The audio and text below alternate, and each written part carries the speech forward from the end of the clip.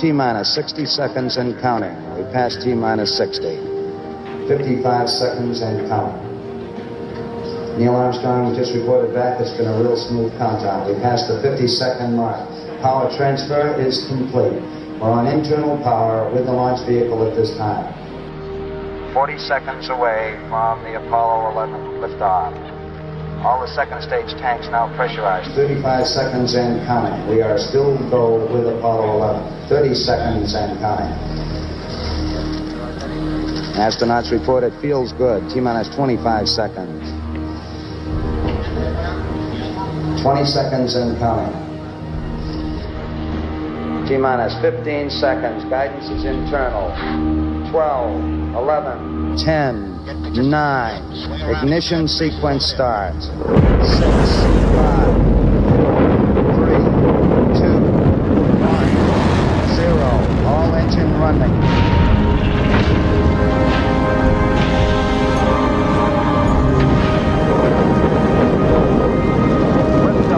We have a liftoff, 32 minutes past the hour.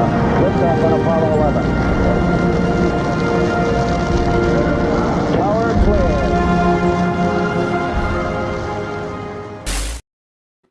Hello and welcome to this edition of the Bullpen.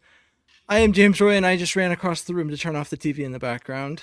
And I just made it back just in time. And Tom is with me.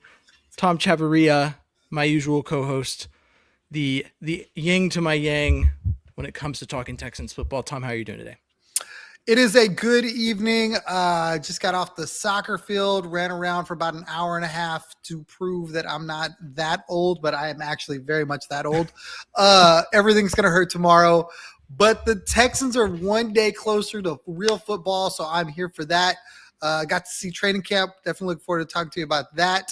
Thanks again for getting me there. It was an awesome experience. If you've never been to a training camp, you need to figure out a way to do it because it's a really cool thing to do. No, yeah, and shout out to Murph Mix a lot. He's the guy who I worked with him to do a couple giveaways.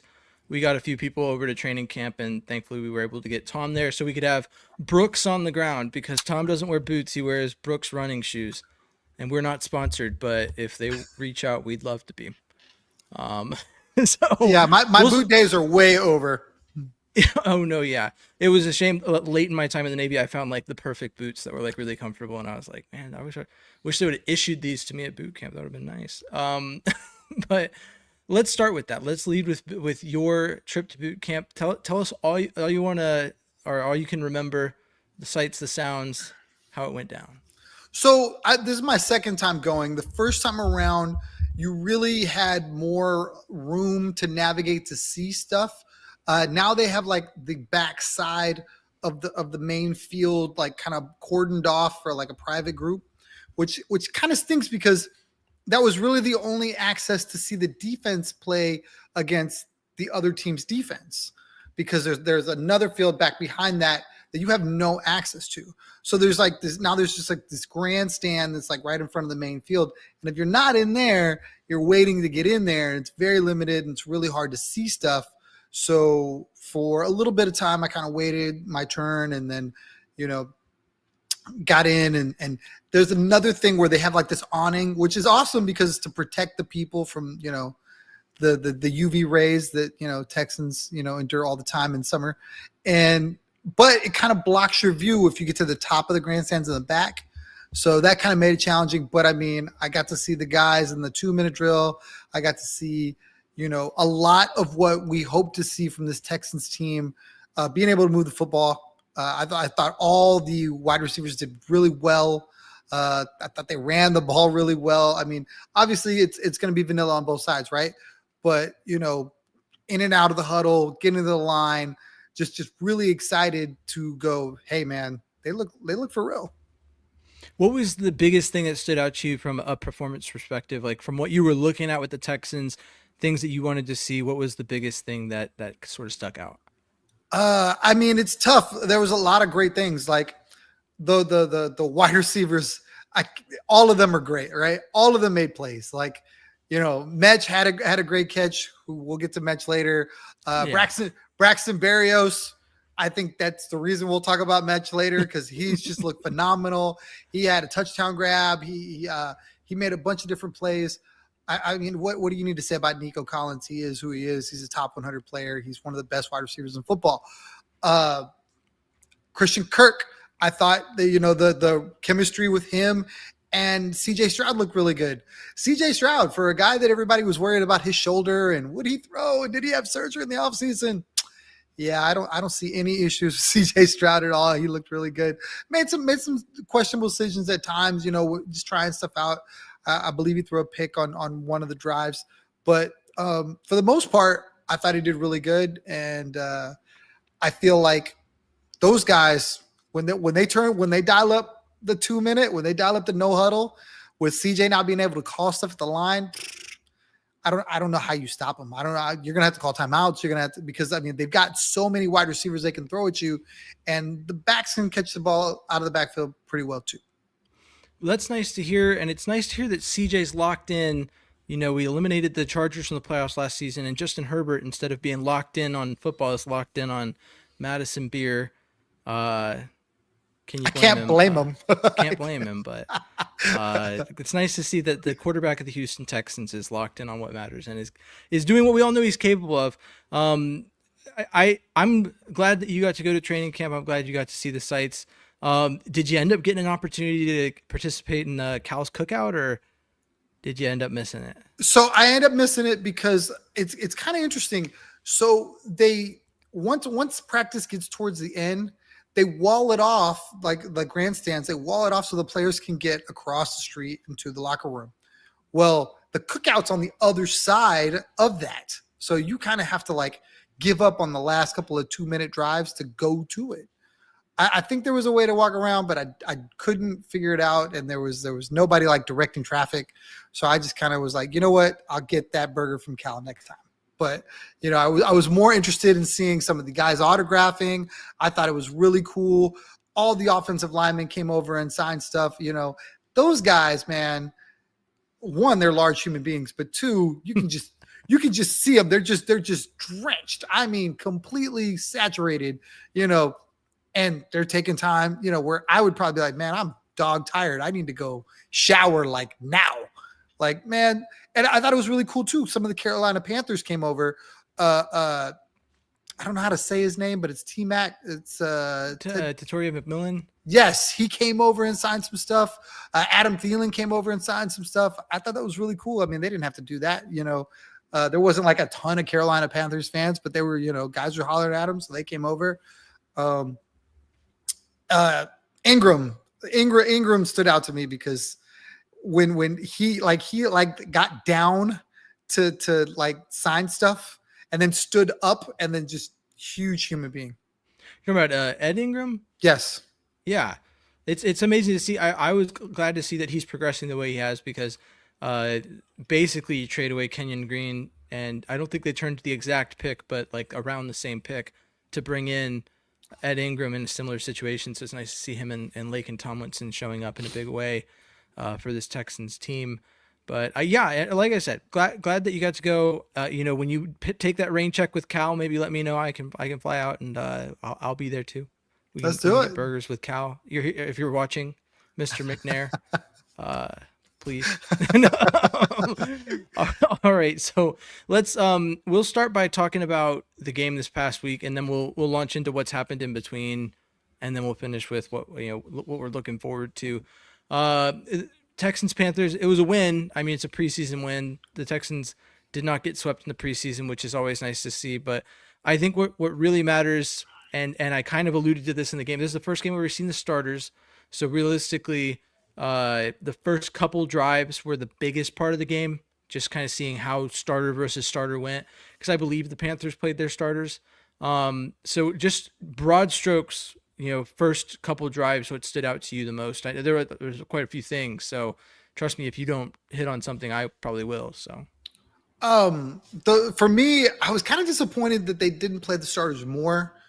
Just the way preseason kind of works now, I feel like installing a new offense, new offensive coordinator, they would have got a half. The fact that it was only a couple of drives, that was kind of underwhelming. I will say this though, I was very, very excited that they were willing to go for it on fourth down in the red zone, because if not now, then when, right? And this team, I think, is going to be measured on its ability to score touchdowns as opposed to field goals. And for me, the fact that they were willing to, okay, we're not just going to kick a chip shot. No, let's try to get this in the box was a good thing. I hope to see more of that in the regular season, because I really have a lot of faith that this defense is going to be just so stout that you're going to be able to take some risks that you normally wouldn't take in order to potentially, increase a lead by 4 points.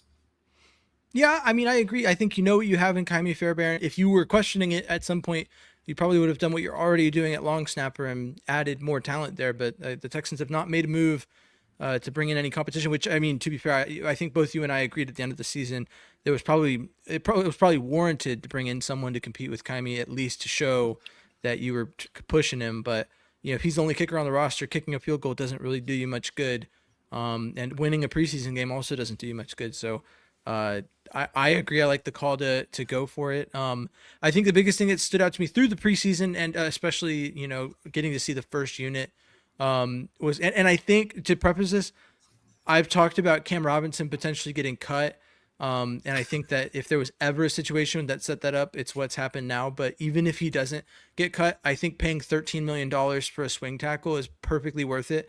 If what we're seeing now plays out in the regular season, which is Ariante Ursary being a really good left tackle just out the gate. And he's spoken to how he can play both sides. But in general, to me, the biggest thing that stood out was the offensive line in run and pass. It felt like no matter what the Texans were doing, that there was space. And that was last week too. That first drive, Jaro Gamboa ran the ball 5 times. This week it was Nick Chubb ran the ball 5 times, was able to move down the field. The blocking is there. Whatever Nick Caley and Cole Popovich are doing, it's evident that it's working in the preseason. Obviously, we still need to see it in the regular season, but there's a lot of promising things. And on top of the fact that it's preseason, it is the Carolina Panthers. Like, I'm not going to act like they're next week against the Lions. We might, if the starters get a shot, which I don't even know if they will, based off how preseason usually goes. I think we might be seeing more tryouts for the guys that are on the bubble, but that could be, even with the second team going against the Lions, I think that would be a better test of what's happened. But I really like that. And when offensive line blocking in general, even outside of offensive line, the running backs are doing a really good job in picking up defenders when they're in pass pro. In general, like not just Chubb, like Woody Marks was doing good. So was Ogunbowale. And I really liked Cade Stover. He stepped up in practice, but even in the game too, he did really good blocking. There was that one play in the training camp practice where he took out, I believe that tackle for the Panthers, Derek Brown, I want to say his name is. But he just took him out. And it's nice to see the blocking in general be good. I would hope, kind of bring the thought to a close, that we don't see Nick Caley line up, Dalton Schultz or any of our tight ends alone on an island with a defensive end. But the blocking that he's asked them to do, I think would equate to what D'Amico did with Jalen Petrie last season, which is he's put them in a position to succeed. He has not asked them to do things that are confusing or difficult for them. And it's so far resulted in a good look, in a very simplified version of the scheme. And I'm hoping that when we step it up and we see them, go out to LA and take on the Rams, that trend continues. So really, really impressed with what the first team did. Is there anything that stuck out to you when the depth took the field? I mean, it's kind of weird, right? Like, I don't really look at a lot of those position battles. I thought from the cornerback position, Jalen Smith, I think he stood out to me. I feel like, cornerback depth is a position where I don't know how I feel about it. Obviously, we love the starters. We love the studs. You hope that they are healthy and successful all season long. But if for some reason they get nicked up at some point in time, there's going to have to be somebody. And Jalen Smith, I think, is going to be allowed to grow into that role, much like Kalen Bullock was the year before. So for me, I'm okay with that. He looked really good this last game out. Had the interception, and I I feel like that's a guy that, you know, bring him along slowly. I don't know where he fits long term. I mean, obviously you hope Kamari Lassiter and Derek Stingley Jr. are the guys for a long time, and even Jalen Petrie to that extent. So I don't know what that means for, you know, a backup corner, but I mean, I'm hopeful that it plays out different than last season. Last season, it felt like the defense as a whole kind of relied on the starters to just play whole games. And so I would hope that there's a point in the season where he's progressed enough that they feel like they can take Jalen Petrie off the field or kick Kamari Lassiter off the field and feel comfortable putting him in. But I have my suspicions that the only way we'll find out how comfortable or how good he is if there is, knock on wood, an injury of sorts. But that's kind of how it played out last season. But I agree with you. Defensively, the biggest thing that stuck out was that the cornerback room, it's gonna be tough cuts. Like I don't know who they're keeping from that room. I reckon it's the rookie.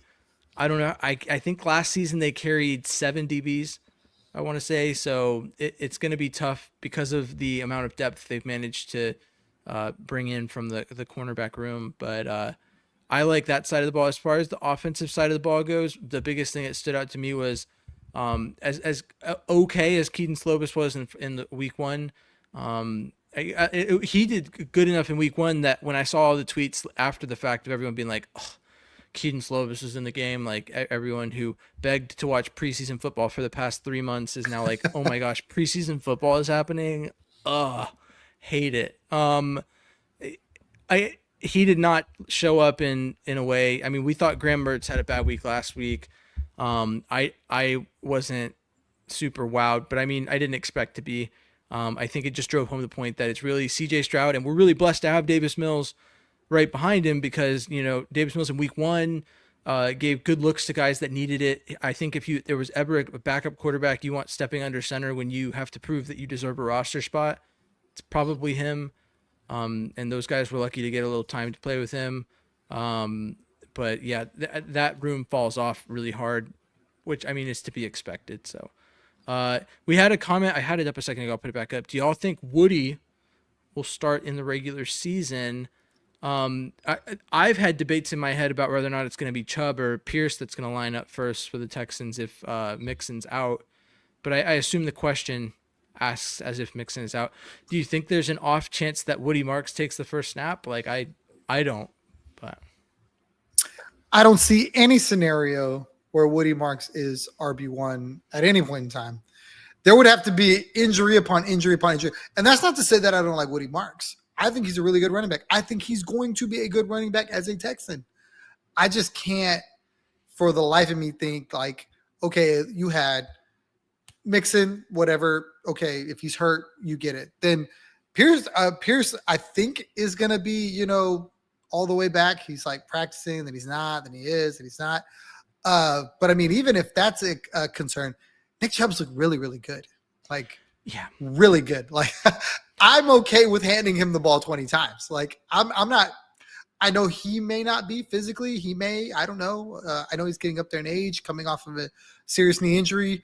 But for me, I can definitely be okay with him being bell cow until something happens. And then Dare's in there. I think Dare Ogunbowale is always going to be there. He's always going to see some sort of love because he can catch the ball out of the backfield.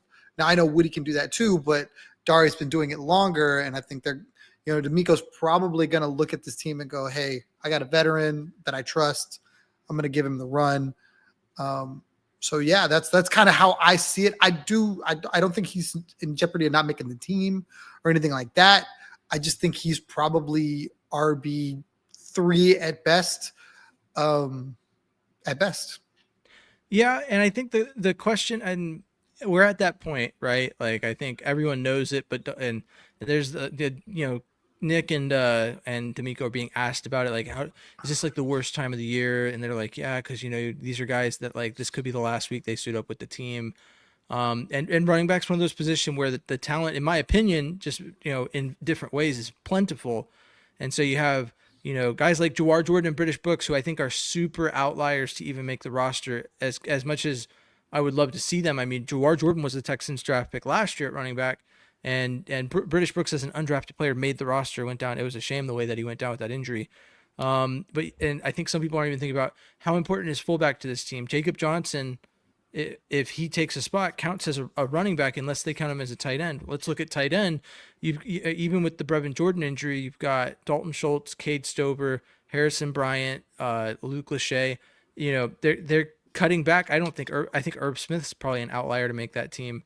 But you have to think, are they going to go with just, the top 3 tight ends and then throw Johnson in that room as a spot? Like, what are they thinking about doing? So I think Woody's biggest strength for him right now is that he's a rookie and he's shown well.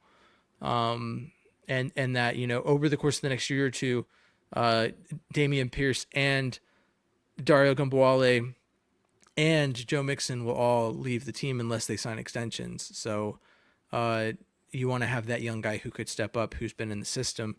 But I don't think that Woody Marks has a significant chance of starting. I think he'll contribute very minorly. I think they want to get him on the field, but I don't think it's going to be for a long time. But with that, so we talked about week 1. We talked about this question. By the way, if you're watching and you have questions about the Texans or anything you want us to talk about, make sure you drop in the chat. If you're on Instagram, just know that I'm bouncing back and forth. So it might take me a minute to see. We do have an Instagram question, so we'll answer that and then we'll talk about what's happened in the middle of the week. So how is Higgins looking? Luckily, we have our Brooks on the ground reporter who was at training camp.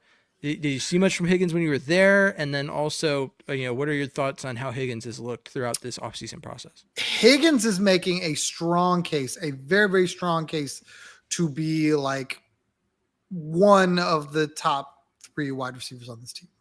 Like, the crazy thing is, like, Higgins looks and just feels like the comps. Nico Collins, like, when you see him line up, huge wide receiver, and just made plays. He made a play in one of those 2 drives. I think CJ hit him on a little out. I think him and Noel, these are guys that they drafted, I think, to develop, but I think they could be a part of this team like right away. Like Higgins looks like Mike Evans. Like I see Higgins and I immediately think, oh, that's Mike Evans all over again. And to have that kind of comp on the other side of Nico Collins, I think it's scary. I agree with you on the development piece. And one thing that's recently come to light with the way the Texans have set up the lineups of the first team, and the way that they've handled things, I think to say that he is looking like a top 3 wide receiver on the team is huge kudos to him, because honestly, there's like 4 guys that could be the top 3 wide receiver on the team. And I don't know who it's going to be. There, people are looking at Christian Kirk and saying he's going to have 100+ receptions. That guy's going to light it up. Nico Collins, do I need to say anything? I mean, it's Nico Collins. You got Jaden Higgins, and you've got Xavier Hutchinson, who it feels like a weird name to put in there. I mean, I think, before this trade that we'll talk about in a minute, I would have put Hutchinson closer to Mechie than the top of the roster, because those are both players that last season I must have made 6 different posts. Like, when injuries really hit, we're going into a game, I'm like, this, a John Mechie game would feed generations of Texans fans, or it's time for Xavier Hutchinson to realize his potential. He's going to step up and do his thing. And never really saw that potential in any of those games when the time came and when it was needed. But I look to the development. So I think that this could very well be, it could shake out anyway, right? I think the Texans are going to play who they think is best, to win games, obviously. But I think that they're okay with a situation where your top 3 receivers are Nico Collins, Christian Kirk, and Xavier Hutchinson. And then Noel and Higgins are developmental, getting in their reps, learning. I look to Nico Collins as a prime example. I mean, Nico and Hutchinson, those are both players. Hutchinson's entering his 3rd year. Nico Collins didn't really hit his stride until his 3rd year. So we're looking at timelines. Hutchinson's entering his 3rd year. If he had a breakout year, I wouldn't be shocked. That seems to be the timeline for Texans wide receivers. And that also means that if they like the way that Higgins is coming along, and it comes time and Nico Collins' camp says, okay, I took the good deal, now it's time for you to pay me. And the Texans go, well, actually, we drafted a few developmental guys and we think this season they'll hit their stride. Do I think they want to take that risk without Nico Collins on the roster? No. But I think that after year 2 of Jaden Higgins, you're going to be in that, decision-making mode of, okay, Nico Collins, is it extend or nothing with him? Or do we think that the clone we drafted of him will take a similar lesser extension and we can roll with that? Because at that point, you're going to have, you will have extended CJ Stroud. The cap, while it is not real in a lot of ways, will restrict you in what you can do. So it's not a decision you're making. Like, I think if all went as you wanted to, you extend Nico Collins every time. I mean, that's just how it goes. Every player, you are really good, we will keep you on the team. But there's got to be a point where you have that decision to make. Now, that discussion is a little exaggerated at this point. I don't think it's super important to have, because I see Nico Collins as like the and people aren't going to like the way I say this, but I have to say it this way because I'm looking at Texans history. The DeAndre Hopkins to your Deshaun Watson, the Andre Johnson to your Matt Schaub. These are receivers that are larger than life, and you keep them on the roster because they're the go-to guy for your guy. So I think that CJ and Nico's relationship is at that level where they'll keep him. I think regardless of how Tank Dell looks when he comes back, I think Tank Dell has a spot on the Texans roster as long as CJ does. That's just one of those chemistry things. That's a guy that you like to have in the locker room. But I think that Hutchinson is a guy who might throw a wrench in what we see from Higgins. Not because Higgins isn't developing or isn't good. I just think that the way they're playing those wide receivers, the way we're seeing them in first team drills, indicates that they're seeing something in Hutchinson that they like more than what they're getting from Higgins, at least, in most packages. I don't know. I haven't noticed a tip towards Higgins, and I think they're okay with that. If it was a different situation, if there wasn't a Hutchinson and then Higgins is next man up, and Higgins would be wide receiver 3, there's no doubt about it. And it's, not about his development. It's about, you are the next best available option you're going to play. But much like, Patrick Mahomes with the Chiefs, you have the opportunity to sit him behind Alex Smith. You're going to make the playoffs. You sit Patrick Mahomes behind Alex Smith and you let him develop. It's not like we're sitting Jaden Higgins behind DJ Chark and, Saint Equanimous Brown, who is what's his face, St. Brown's brother. I can't say his name, so I'm gonna let you. I think it's Equin. I don't know. I might catch some flack for that one, but Amon-Ra St. Brown's brother. There you go. We're not looking at like no names and nobodies and going, okay, Higgins, you have to sit because that's how it works in this league. I think there's legitimate reason to believe that the Texans really like what they're seeing from Hutchinson. So on that note, let's continue to talk about wide receivers. John Mechie's been traded to the Philadelphia Eagles. Not to bury the lead, I just feel like we're talking about it long enough after the fact that there's no point in rushing to discuss it. But just right out the gate, Tom, what do you think of the trade terms? Do you like what the Texans got in return? Do you like the deal? Was it time? Talk about it. I mean, it's tough for me, man. I think they invested a lot of time and a lot of energy into John Mechie, and we started to see what they thought they were getting in a second round dude from Alabama. And then they decided to move on him when I think his value was probably the highest. Now, that's not to say that he couldn't have kept going. That's not to say that he could have had a monster year. I just think they saw what, they needed to see from Noel. I think they saw what they needed to see from Braxton Berrios to make Mechie expendable.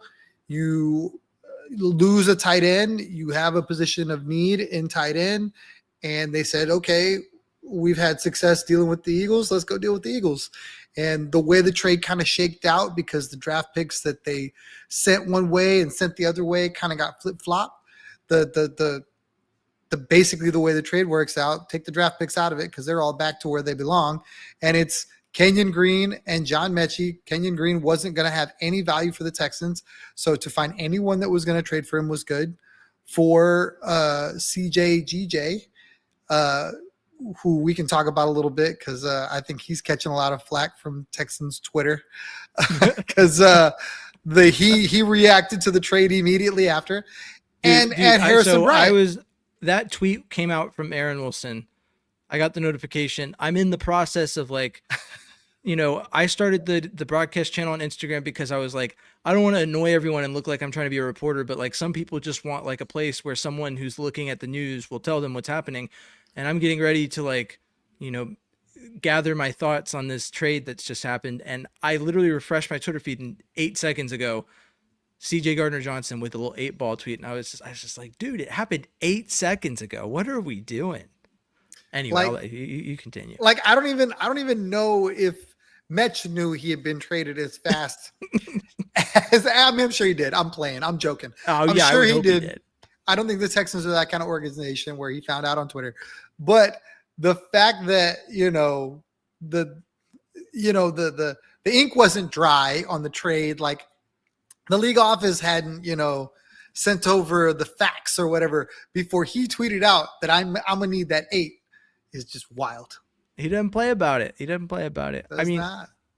I like the trade, and I like the way that you put. I think that's how a lot of people think about it. It's how you really should think about it. The Texans have traded with the Eagles twice this offseason, and what it amounts to is they sent a guard with no value to them. I mean, and that should show you how down bad the guard market is. It should show you why the Texans didn't throw unlimited cash at the free agent market for guards, and the fact that they turned a guard that needed a change of scenery and wasn't going to work for them into a different guard who needed a change of scenery and could work for them. I think shows just how good of a GM that Nick Caserio is. But you flip a guard that's no use to you, a wide receiver who at best is wide receiver 6 on a team, and you turn them into a starting safety and tight end depth. I think some people are severely underestimating Harrison Bryant. I don't know if you remember the Texans Browns, matchups in 2023, but Harrison Bryant, even in the playoff game, early going was lighting us up as a receiving target, and that's not even what he's really known for. He's better known as a blocker. So I think that in light of the Brevin Jordan injury, and understanding that the Texans, at best, the best part of that trade was John Mechie, who and wide receiver 6, wide receiver 5, maybe. Like he doesn't really crack the top 4 of that wide receiver room. You're keeping him. And I think of all, and like you said, Braxton Berrios showed his value, and he's, special teams, does a lot of things. Jalen Knoll probably slots at wide receiver 4 for this team, wide receiver 5 maybe. And he's doing special teams, and he's got a lot of versatility, does a lot of things for this team. John Mechie tried fielding punts in training camp and couldn't catch them. So, I mean, I think that overall the trade makes a lot of sense when you look at it. And I think, like I said, a lot of people are underestimating Harrison Bryant. I think that at worst, Harrison Bryant slots as tight end 3, but I do think that with his experience in the league and his value, he may contest with Cade Stover for time on the field. And that's to say that Cade Stover is entering his second year, and we hadn't really seen enough from him to know that he is what I think a lot of fans think he is. So there's still that piece, whereas Harrison Bryant has like 4 or 5 years in the league of like a very well-known commodity, kind of like, the Colts know what they're getting in Danny Dimes, who they decided to start over Anthony Richardson. I just wanted to pepper that in there for the enjoyment of all Texans fans. As much as I said it myself, I think that that's the better decision for them winning immediately. It's still it seems like a poor decision for the organization, but either way, that's a coach and a GM that are coaching and GMing for their jobs this season, which is a shame. Steichen's a great offensive mind. But to conclude the thought on the trade, I think it's a great trade. One of my buddies that's an Eagles fan, he's a season ticket holder over there, was like, how much do you hate this trade? Because we just got John Mechie for nothing. And I was like, no, it could be a true win-win. I mean, the trade works really well for us. He's like, but you guys could have got more. I said, there was literally a bidding war. The 49ers were in it. They were trying to get John Mechie actively. That was reported. And I think the difference is that the 49ers tight end room outside of George Kittle just isn't very impressive. So that's, I think, what the Texans were looking to get. But anyway, I like the trade. I think that it works out. I think the Texans have done really well trading with the Eagles this offseason. And I think they've improved the team in a lot of ways. So I like it a lot. Look, Seth Blankenship. I'm pretty sure if I remember correctly, I know who that is, but let me see. With Jones being named the starter for the season, our starter for the one trick ponies, What's y'all's record prediction for them this season? It doesn't matter. I no more than I think 6 wins. I think that's their cap. It'd be tough to see that. So 6 wins is the floor. I'd say 7 and 10. I think 6 is tough. That's 6 wins is the floor. If you want my ceiling, like if Shane's so this is not a Colts podcast, but I'll talk about it because I want to make sure this thought is as widely broadcast as possible because I am the first one that I know of to say it out loud in any space on Twitter or here. And it's probably been thought of by a lot of people. I mean, it's a very obvious and easy comparison. I'm not saying that I know something that other people don't. It's very, very reasonable to see where I'm going. You'll probably pick up on it pretty quick. But if Shane Steichen is the offensive mind that everyone thinks he is, I think he is. I mean, I think he's great. And Danny Dimes, if we compare him to Sam Darnold and we say that they're both first-round picks that didn't quite get their fair shake, went to kind of not great situations, never really picked up. I got a lot more chances than they probably should have. No one's counting on them to do anything. It's the recipe for, that situation. And if Shane Steichen can turn Danny Dimes into what Sam Darnold was last season, I think the Colts' ceiling is 11 wins. And I think that the Texans would be wise to keep an eye out because that is, I think, one of the only, if I'm looking at each team in the division and thinking of the way that they actually challenge the Texans for the AFC South, that is a situation where I'm thinking the Texans, I have the Texans at 11-6 on the season. So they would have to outperform that because they would have the Colts right behind them. That and not to go too deep into comparisons that I'm making across the NFL, but the Seahawks signed a really big, speaking of Sam Darnold, a really big free agent quarterback and then drafted a quarterback in the 3rd round. And the last time they did that, it was dangerous for the whole league because we got to experience Russell Wilson and all he is. So not to say that who did they pick up? Joe Milton, I think, or who's the quarterback they picked up? Either way, the Alabama quarterback. Milton, is that right? I think it's Milton. I'm pretty sure. That could be another thing. So I just wanted those to be documented on this podcast so that I can look back and show people that I was having those thoughts when and if they come to fruition. So, and I was thinking about Danny Dimes being the starter for the Colts as far back as June. I think I made a prop on Underdog for a season long where I projected he'd start over 6.5 games, which is looking like a really good pick. Jalen Milroe. Joe Milton's out in Dallas, I'm pretty sure. He was on the Patriots, got traded to Dallas. So Jalen Milroe, name to look out for, I think. But let's talk Texans. Let's get back into the Houston Texans and all they are. This week, we're playing the Lions, a game that I don't know if we're going to see much from the starters. And trust me, I don't mind. I like the shorter preseason. I don't want to watch 4 weeks of guys trying to make the roster. Make it short and sweet. Let us have a week after to draft our fantasy teams, and then we'll get on with it. But looking at this game, what is the one position battle you're looking at, or a roster bubble guy who you think, okay, I'm watching this guy this week because I need to see if he's going to make the roster or not? A bubble guy, ooh. Bubble guy or position battle, just like anything. It's a really good question. I mean, the low hanging fruit is offensive line, right? They can't carry all of them. They have a ton of them. We've seen different variations of the line. I think they probably carry like 8 guys. I think maybe 9. I think that's around where they're at. Yeah. So there's some guys on the end of that. What do you do?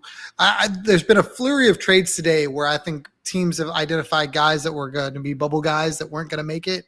And they were like, well, let me trade this guy for something. And it was draft capital this way, that way, whatever. As far as like a position battle, I mean, you could kind of speak to that running back room, right? There's a bunch of guys. There's Jawar Johnson, British Brooks.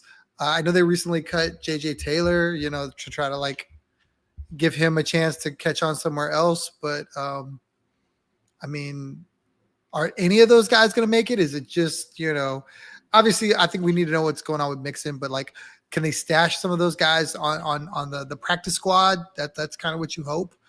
Cause they both look good at different times. I really can't see another position battle that I'm like, well, I really need to know if this guy's going to make the squad or not. I think the 53 for me anyway, I don't have it in front of me, but it just kind of feels like it's already like pretty close to locked in. There may be one or two spots on the whole team, and I don't know. It's a lot harder for me. Like I pulled up, so I'll send you the link when we're done, so that you can work it if you'd like to. But and I'll probably post it. But there's the 53-man roster cut tracker, and you have to somewhat know because there's some players that aren't featured on it. Like you have to type them in manually. I think I had to type in Woody Marks, but I got the roster down to like 60 people, and I was like, man, I have to make 7 cuts. This is crazy. I don't even like. I'm like robbing Peter to pay Paul. I'm just trying to find where the Texans need this depth. So, and that's why I think you hit the nail on the head with the running back room. I look at the tight end room. You've got, obviously Cade Stover and Dalton Schultz. I think that Harrison Bryant makes it. Obviously, I don't think you make that trade just to cut him. But I'm looking at Luke Lachey and Herb Smith Jr. Do the Texans want to carry 4 tight ends? I think I alluded to this earlier with the Jacob Johnson thing. Is Jacob Johnson going to count as the 4th tight end so that they can carry 5 running backs? Those 2 positions are heavily intertwined. If I'm looking defensively, I think you hit the nail on the head with corner. Damon Arnett, I think, is a guy who he's fighting with the rookies, which I think works heavily against him. But I could see Damon Arnett being a guy the Texans maybe keep on the practice squad if he doesn't want to go back to the UFL. And then Miles Bryant's a guy who the frame of this is like the way they utilized the secondary last season was depth guys basically didn't play. So they didn't carry a lot of depth. They carried like one nickel cornerback who also was kind of the backup corner for everyone else. And then they carried, like, the group was like 7 or 8 DBs, and it was like enough backups just in case. Like they had to make moves if anyone went down. So I'm interested to see how the DB room shakes out as well. Let's see. Will someone take British Brooks?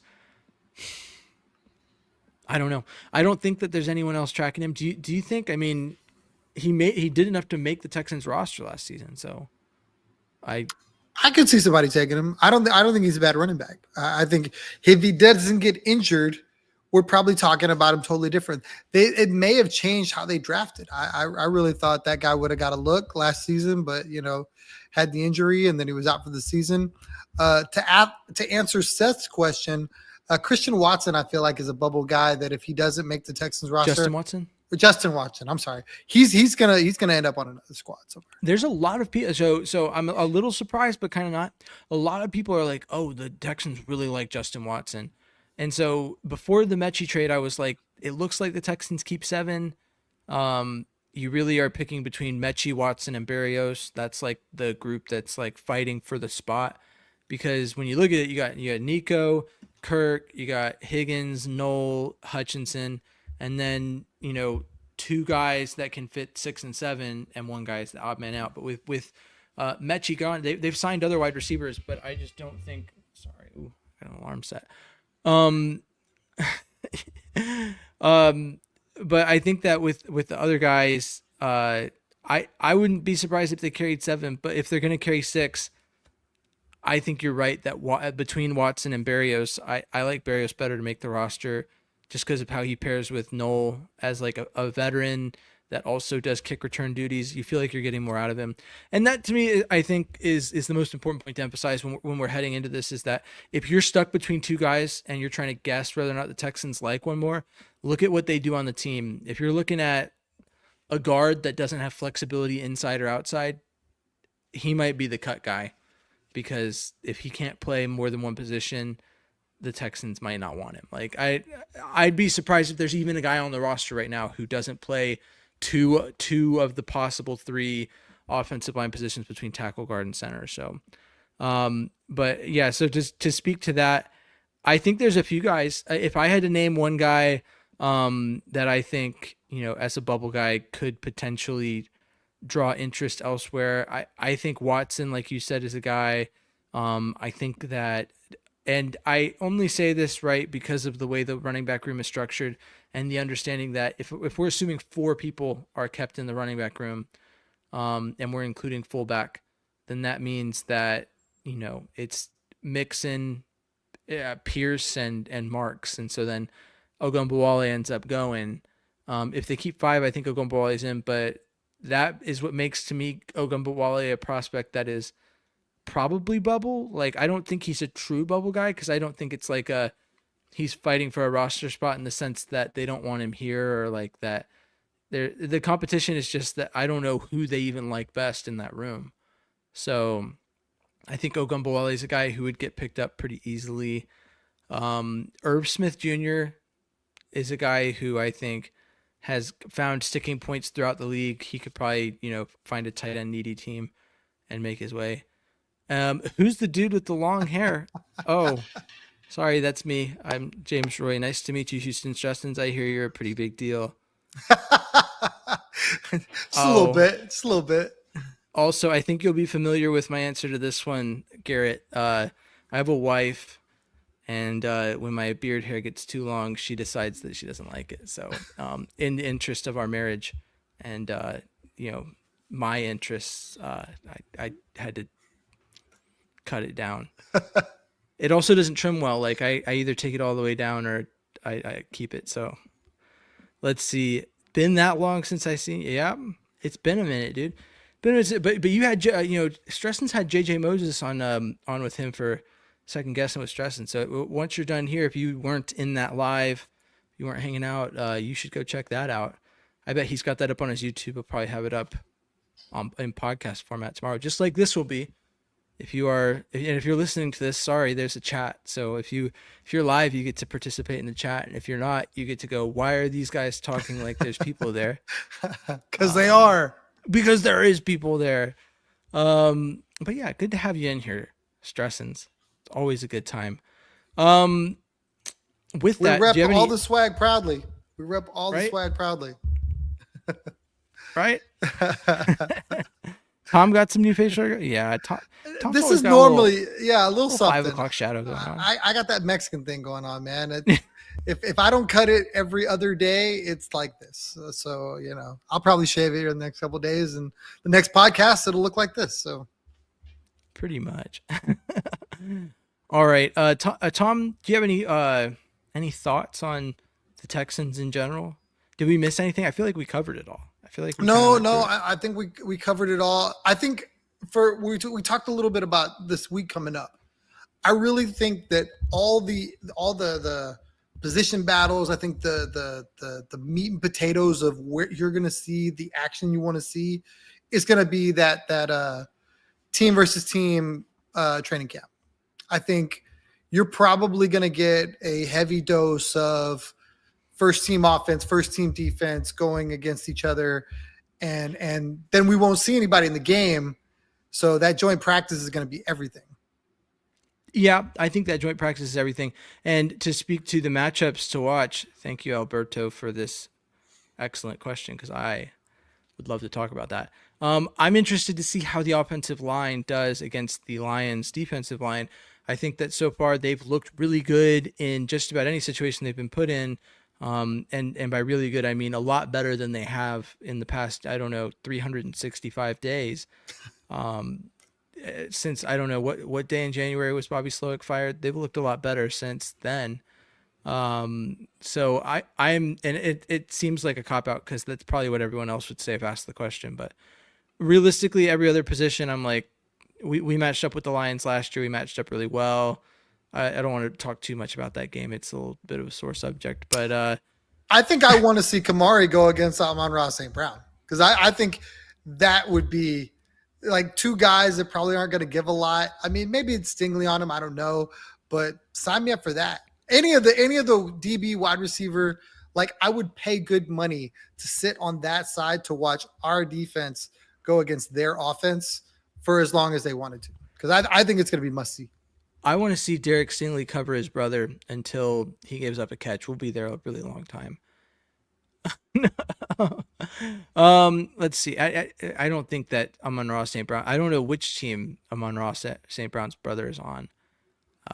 But yeah, He just got picked up, didn't he? I think he got picked up by the Saints. I'm pretty sure, or maybe he was on the 49ers, and then I think he got injured. I don't know.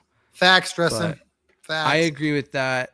Need to get revenge on AJ Hinch for being such a good manager. If only we could have had him as our manager over in Houston, that would have been really good. And I to speak to Brandon's comment about Ursery, I was shocked to see how deep into the game last week they played Ursery. I saw him pick up his helmet and trot onto the field pretty deep into the game, and I was like, guys, we know what we have in him now. We don't need to be putting him in a lot of preseason action here. I disagree with you there. He's a rookie. He needs the reps. I'd rather him make the mistakes. He went in with the second team, but like they had brought in the third team, and I was like, okay, like if he's gonna start for this team, like Cam Robinson's been back, and they've kind of been given some ambiguity to it, but it looks like they still really like Ursery as a starting left tackle. And I said at the beginning of the episode, like I'm comfortable playing 13 million. I'm comfortable paying 13 million for a swing tackle as long as it means that Ursery is the truth. So I'm glad to see it. I'm glad to see that Robinson's back and nothing's changed, because that to me means everything. Ursery playing means that the Texans made the right decision in the draft. It means that they went and got their tackle. They can bump Titus Howard out to tackle now and pick up and put a guard in there, and everything's good. It's the best case scenario in my opinion. But I am very interested to see if the Texans how they match up offensive line versus the starters. And then in the game in Detroit, man, I don't even know. I think we talked about it, like depth at wide receiver, tight end and running back. It's going to be interesting to see. Anything else, Tom, before we kind of bring this thing to a close?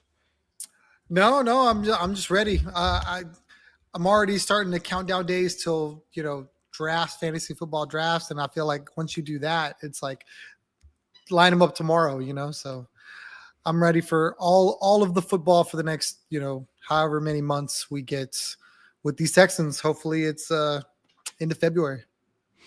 Here's to hoping. That's the goal. I think the divisional round and out is no longer. Not that it was acceptable last season, but I mean it's especially not acceptable this season. So, be interested to see how deep they can go. Yeah. So we've been doing the weekly lives on Wednesdays. I'd like to keep doing that. We'll see how it goes in the season. But as we enter the regular season, be on the lookout. Tom and I will be doing our previews and recaps. So those will be videos, and it'll be available on our it won't be live, but it'll be available on YouTube and all of our podcast feeds. So make sure you're ready for that day after the game, and then the Friday before the game, unless it's a Thursday game, in which case then that wouldn't make any sense. But yeah, so just be on the lookout. The content's going to shake up. We're about to enter regular season mode, so just stay tuned. Thanks for tuning into the Bullpen. As always, I've been James Roy. You can find me at, oh, look, my wife reposted the stream. Thanks, babe. I appreciate that. As always, I've been James Roy.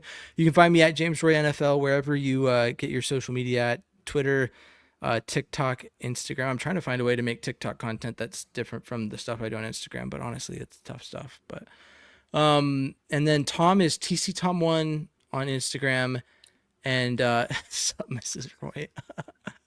And he's Third Coast Tom on Twitter. He's on TikTok, but he's one of those user 56397132813 330 kind of guys. So I don't remember his username, and I'm not gonna bother. He's on there to look. He's not on there to be. That's seen. it. I'm contentless on TikTok. I'm sorry. The 30-second dancing around, I'll leave that for James. That's more his speed. There you go. All right. And this has been the Bullpen. So yeah, like I said, thanks for tuning in. As always, stay classy, Houston, and vamos Texans.